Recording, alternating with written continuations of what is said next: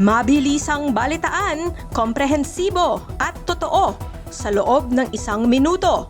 Simula na ang Diskurso Tidbits. Duda ka ba na peke ang kamatayan ni Cabral? Ayon sa kanyang abogado, hindi pala ito ang unang beses na pinagtangkaan niya ang sariling buhay. Chavit Singson nanawagan para sa one-time, big-time rally. Teka, hindi ba ito ang mas malinaw na sedisyon kaysa sa ginawa ng naarestong si General Pocis? Lalaki sumakay sa tricycle at bus nang bit-bit ang isang bangkay sa loob ng kahon. Iba na talaga ang panahon ngayon. Bakit parang ang tatapang na ng mga kawatan? Anak ni James Deakin, di makatarungan umanong tinikitan para sa reckless driving. Deakin dismayado sa prosesong nasaksihan ng kanyang anak na nagbulgar sa bulok na sistema ng LTO.